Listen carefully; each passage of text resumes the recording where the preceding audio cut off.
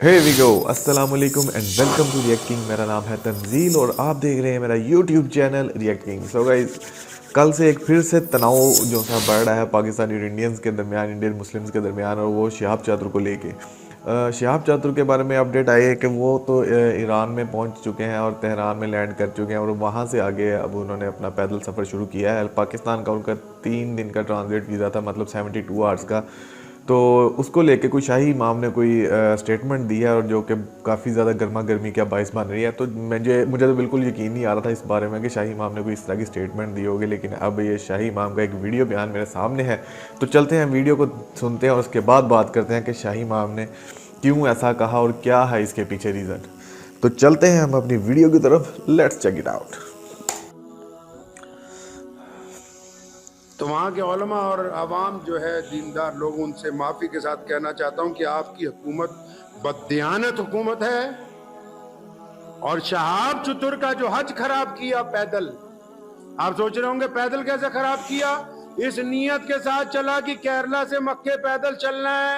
यहाँ जब अमृतसर से वाघा से एंट्री हुई, दूसरे दिन सुबह को उसे जबरदस्ती रोते हुए को, बिलबिलाते हुए को पकड़ के लाहौर एयरपोर्ट से ईरान की फ्लाइट में बिठा के पाकिस्तान से बाहर निकाल दिया गया। ये कौन सी मुसलमान हुकूमत है जो एक मुसलमान को पैदल चलने का रास्ता अपने मुल्क में से नहीं दे सकती। ऐसा कब हुआ?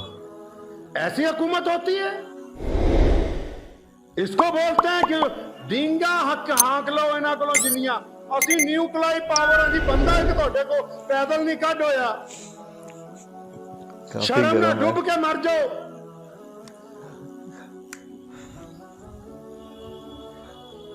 कितना करम है। मैं आप ये देखें, हम इस मुल्क में, अलग बात है जो फिरका परस्त कुछ कहते हैं और जब कहते हैं तो उलमा उसका जवाब देते हैं, अदालतें उसमें इंसाफ करती हैं। लाखों मुसलमान नमाज पढ़ते हैं, सजदे करते हैं, इज्तिमा होते हैं। एक मुसलमान को पैदल रास्ता नहीं दे सके।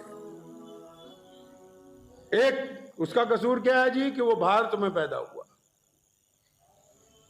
क्योंकि वो हिंदुस्तान में पैदा हुआ है जी।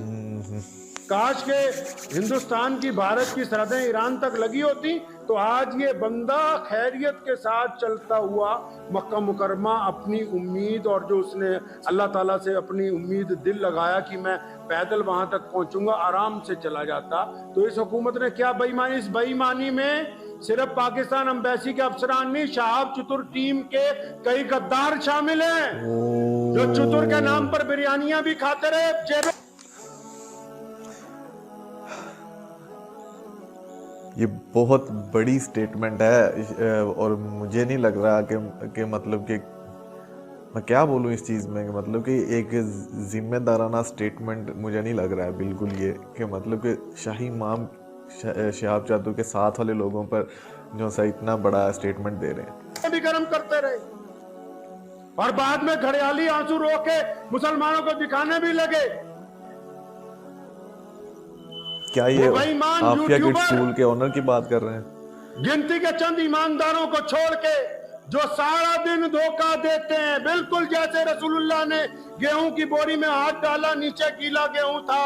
जो यूट्यूबर सारा दिन झूठ बोलते हैं सिर्फ चंद चांदी के सिक्कों के लिए कि 5,000, 10,000, 50,000 आमदनी हो जाए, दबा के झूठ बोल रहे हैं। तो ये भी तो मोहम्मद रसूलुल्लाह सल्लल्लाहु अलैहि वसल्लम के उसी हुक्म में शामिल है।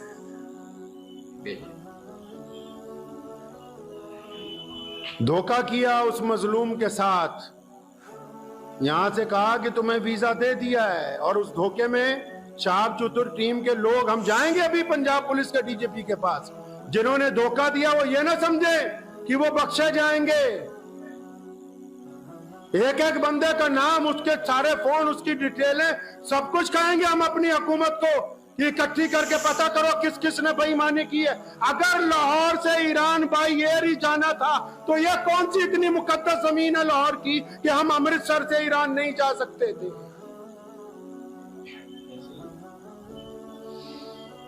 वहां कौन से बहुत बड़े मुहद्दिस बैठे हुए थे लाहौर के अंदर जिन्होंने उसे उठा के जहाज के अंदर बिठा दिया। काफी गुस्से में है। आज भी यूट्यूबर झूठ बोल रहे हैं जी, सुभान अल्लाह माशाअल्लाह। वो बताओ कि रो रहा है, बताओ कि बिलख रहा है, बताओ कि उसकी उम्मीदों पर पानी फेरा गया, बताओ कि उससे बेईमानी की गई, बताओ कि शहाब चतुर को धोखा दिया गया, क्यों नहीं बोलते? एक मुसलमान के साथ बेईमानी, पूरी दुनिया के मुसलमानों को धोखा, फिर ये कहना जी असीधा मुसलमाना दी सरकार है। लानत है ऐसी सरकार के ऊपर। काफिर और कहते किसको है जी?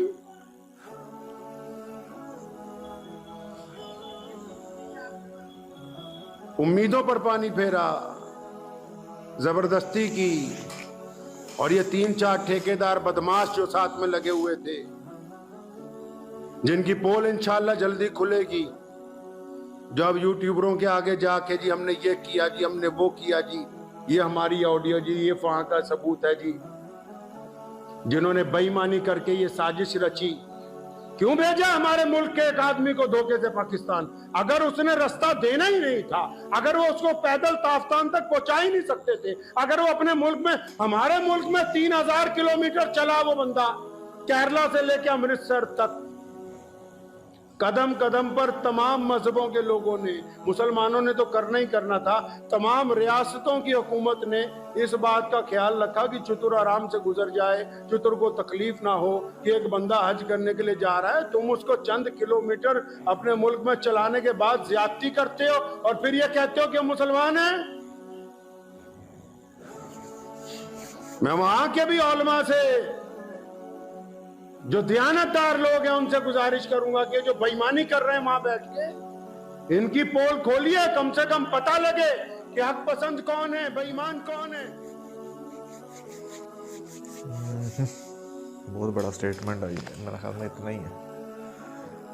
ओए होए होए होए होए होए, ये एक्चुअल में अब मुझे नहीं पता बिल्कुल भी कि सफारती लेवल पर ये क्या गेम चली है और क्या ये गड़बड़ी हुई है, कहाँ से हुई है, शहाब चतुर के साथ वाले लोगों ने क्या गद्दारी की है। मतलब कि इतना बड़ा इल्ज़ाम है ये, मतलब इतनी बड़ी बात है, इतनी बड़ी स्टेटमेंट है।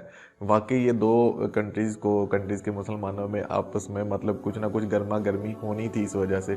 तो सुबह से मैं 1-2 यूट्यूबर्स की वीडियोस देख रहा था, तो उनमें काफ़ी सारा ये भी गुस्सा पाया जाता कि शाही इमाम ने गलत स्टेटमेंट दिया है। शहाब चतुर यहाँ पे ऐसे नहीं गए और उनको सब कुछ पता था, उनके डॉक्यूमेंट्स उन्होंने देखे हैं, ट्रांजिट वीज़ा था 72 घंटे के लिए, वो पाकिस्तान के लिए अलाउ किया गया था और ये शाही इमाम भी जानते थे।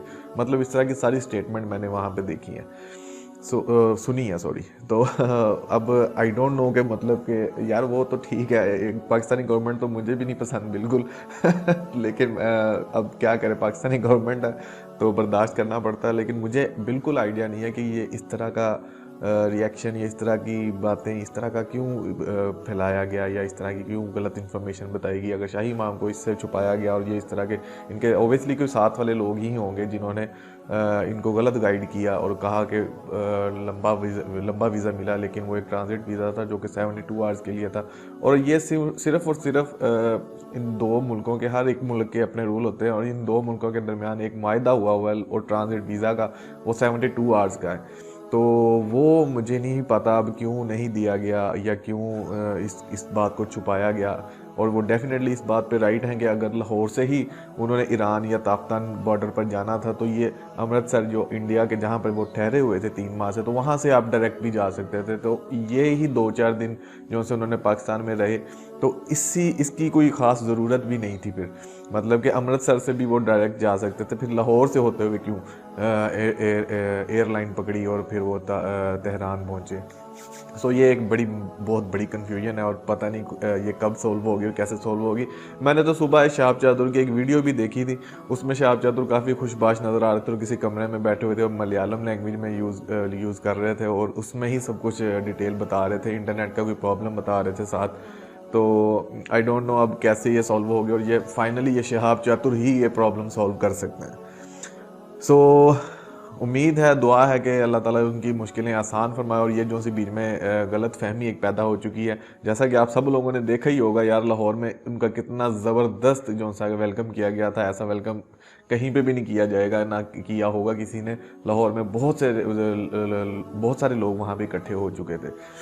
सो दुआ की अपील ही है। अब वहाँ पर उनके साथ हसीब बलोच हैं, कोई मौलाना हैं, वो उनको आगे उनको कैरी करेंगे शहाब चातुर को, और उनका सारा टेक ओवर करेंगे, टेक केयर करेंगे उनकी।